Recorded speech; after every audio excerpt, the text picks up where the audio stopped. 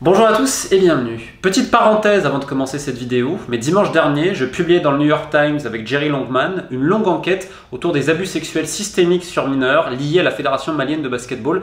Alors c'est infiniment plus important que l'ânerie des présidents du football français que vous allez encore voir. On parle évidemment de protection d'enfants et d'adolescents, donc les liens sont en description. J'ai également fait une vidéo pour agrémenter le sujet et je pense que c'est évidemment un thème qui devrait tous nous alerter. Bref, on va retourner aujourd'hui sur le sujet qui nous intéresse, cette nouvelle guerre d'ego et ce qui se passe réellement en coulisses dans cette bataille des droits TV du football français.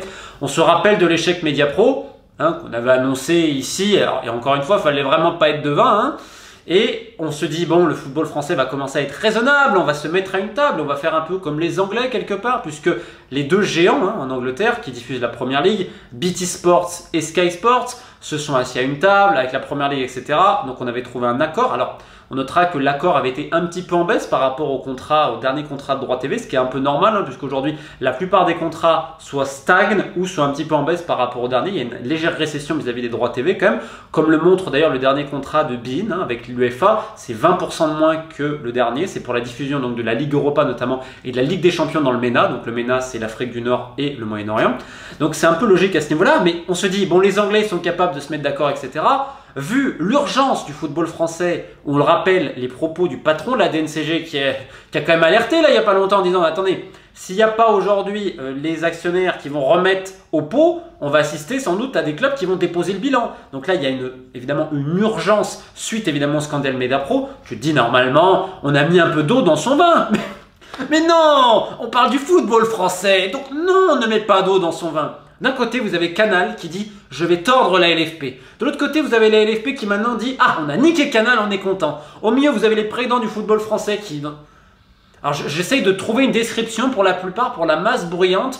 Et à part Anne Batté, j'ai pas trouvé d'autre chose que vous allez voir à quel point ces gens qui ont quand même la responsabilité de centaines d'emplois dans leur club, on parle des petits employés, et je rappelle que l'industrie footballistique, indirectement, c'est aussi génératrice de milliers d'emplois. Donc c'est quand même un secteur économique important. Les mecs sont en train de le mettre en danger de mort pour des batailles d'ego, et en disant... implicitement, bon, à un moment donné, il va falloir que le gouvernement nous sauve. C'est-à-dire le contribuable français qui va encore devoir sauver des gens qui font passer leur ego et leurs histoires de cul avant tout le reste. Ah bah. Donc évidemment, la vidéo commence, j'ai envie de dire, sur les chapeaux de roue. Et on va rappeler un petit peu le contexte. Mediapro, j'ai pas besoin d'y aller. Vous allez me dire, Amazon est arrivé. Ah, ok. Donc Amazon récupère, en effet, vous l'avez vu la semaine dernière, ce lot, donc 80% de la Ligue 1 et 90% de la Ligue 2. Cette somme de 250 millions d'euros qui a fait bondir évidemment Canal+, qui lui a ce contrat pour les deux autres matchs et donc pour 28 des 38 affiches de la Ligue 1, moyennant 330 millions. En gros, c'est-à-dire, attendez, vous avez alloué à Amazon pour 250 millions 80% de la Ligue 1, nous on a 20%, c'est 330 millions, dans ces cas-là on se retire, tatati, tatata. Alors on va déjà un peu rappeler le contexte. Mais il y a eu énormément de discussions entre Canal, beIN et la Ligue, parce que, comme je le dis depuis un moment, beIN et Canal en France, c'est un peu la même chose, mais on va l'expliquer pourquoi après. Donc il y a eu énormément de discussions, il y a eu une offre, et il n'y a jamais eu vraiment d'accord. Et là, on ne va pas donner trop le tort à la Ligue quand même, puisque Canal voulait tordre la LFP, voulait tordre le football français. Alors, pourquoi? Demandez les raisons à Vincent Bolloré et Maxime Sada, mais avant tout des histoires d'ego. C'est vraiment certain. On n'a pas accepté ce qui s'est passé avec Mediapro. Et quand bien même aujourd'hui la LFP a un nouveau président, il faut quand même pas oublier que la plupart des présidents de clubs qui étaient à fond pour Mediapro et qui étaient prêts à lâcher Canal, etc. sont toujours en place. Donc bon. Après cette bataille d'ego là, en fait, le problème c'était pas tellement la somme que Canal et beIN offraient pour récupérer donc le lot de tous les autres matchs de Ligue 1, c'était surtout les conditions. Il y avait plein de conditions, du naming, enfin des choses assez incroyables, et que si ces conditions n'étaient pas respectées par la Ligue, il y avait un malus à payer. Donc en fait, c'est avant tout ces histoires de conditions qui ont dit à la Ligue, disant attends mais les mecs sont en train de nous tordre, on va pas non plus donner nos fesses.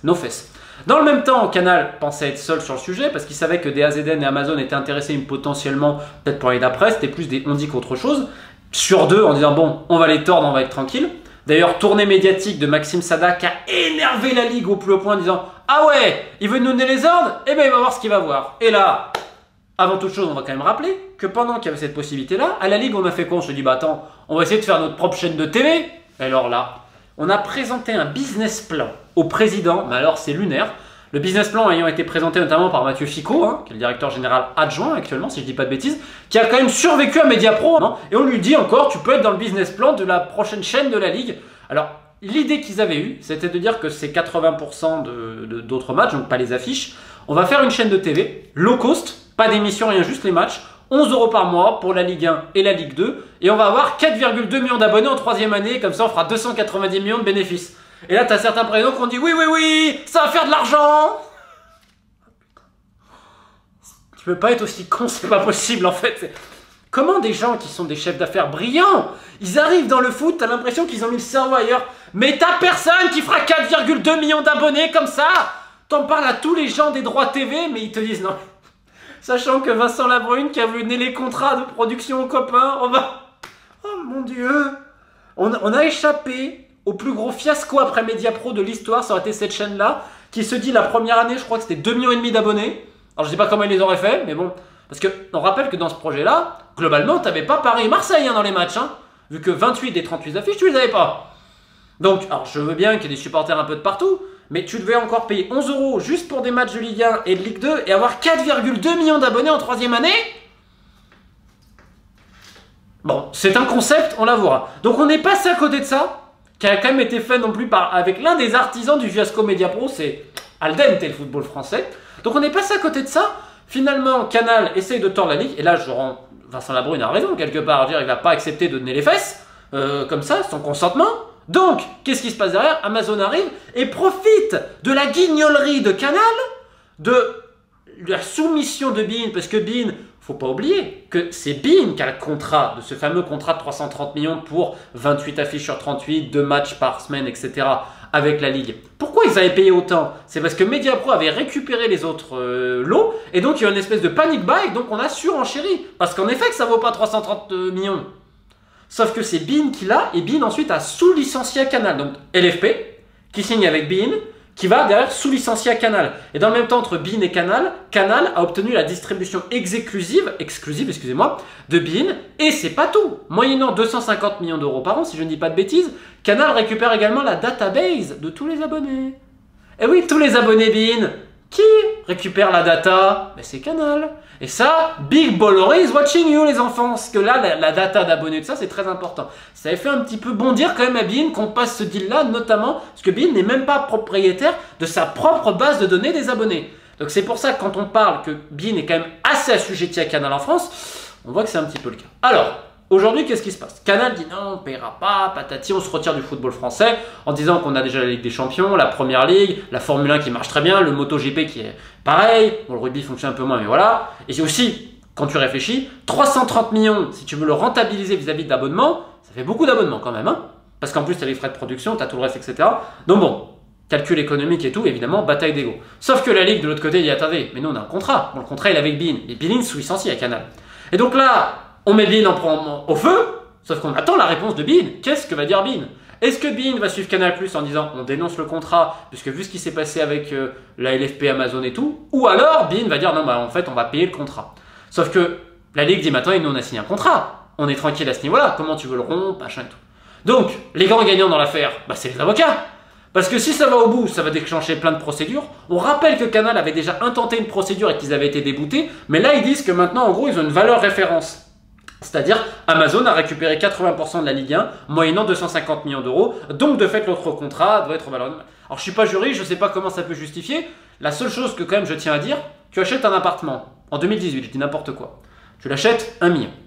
On arrive en 2020, tu as une énorme crise de l'immobilier dans cette zone-là. Admettons, rappelez-vous, à l'époque, en Espagne, il y a une 10-15 d'années, l'immobilier, comment ça a fait? Bah, 2 ans plus tard, peut-être que ton contrat, il a perdu. Sachant qu'aujourd'hui, si tu regardes à travers le monde, tu te rends compte qu'en effet, tous les contrats de droit TV, soit ils stagnent, soit ils sont aussi en baisse. Ce qui valait X il y a 2 ans ne vaut plus aujourd'hui cette même somme. Donc, comme on est aujourd'hui, je ne suis pas avocat, je ne sais pas, je sais juste que les cabinets d'avocats vont se régaler.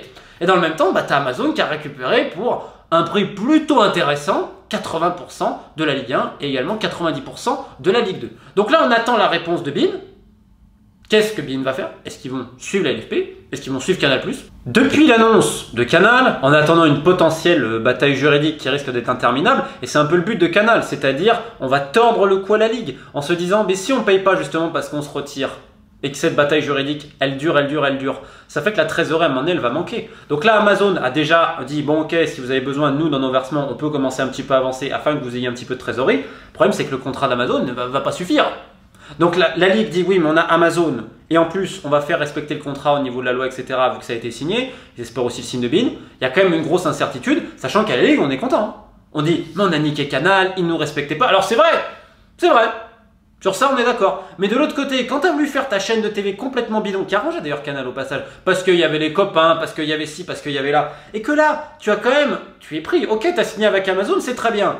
Mais tu as signé pour 250 millions, 80% de ton produit. Ce qui fait qu'au prochain appel d'offres, bah, cette valeur, elle va faire valeur référence. Ce qui fait que là, déjà, tu as hypothéqué complètement le prochain appel des droits TV qui va se vendre à des prix bien inférieurs. Et en plus, quand tu as ton propre président de la LFP qui te dit « Non, attendez les gars, pour le coup, il a raison d'ailleurs. On va arrêter de se comparer aux grands championnats. On va se comparer aux championnats russes, ukrainiens et portugais. » Bah forcément, tous les potentiels diffuseurs vont se servir de ça en disant « Attendez, le prix que vous demandez, c'est pas le même. » Et là, ceux qui vont pâtir, bah, c'est les clubs. Et les clubs, ils paniquent pas. Enfin, il y en a qui sont un peu inquiets. Puis t'en as d'autres, ça va. Les mecs ne comprennent pas que là, c'est bataille d'ego où Amazon et les cabinets d'avocats sont les grands gagnants parce qu'on est des guignols et qu'on n'a pas réussi à se mettre d'accord. Ça a hypothéqué grandement le moyen terme du foot français. Les gens n'ont pas compris. Alors, t'as des présidents qui sont intelligents, qui ont compris. Mais t'en as d'autres, ceux qui font se tête baissée. Non, non, eux, ils sont contents. Ils disent, on va faire de l'argent, etc. Alors, devant autant de bêtises, je ne sais pas quoi dire en fait. Parce que on va encore appeler le gouvernement à l'aide. S'il vous plaît, l'État français, faut qu'on baisse les taxes, faut machin, nanana. On va appeler le contribuable. Hein. C'est vrai qu'on n'a pas assez payé pour leurs conneries.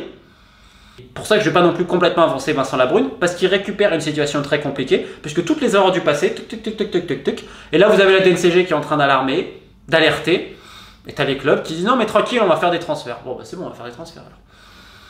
C'est vrai que cet été il va y avoir beaucoup de transferts. Donc, encore une fois, je terminerai mon propos là-dessus, devant autant de bêtises et autant d'âneries, que faire?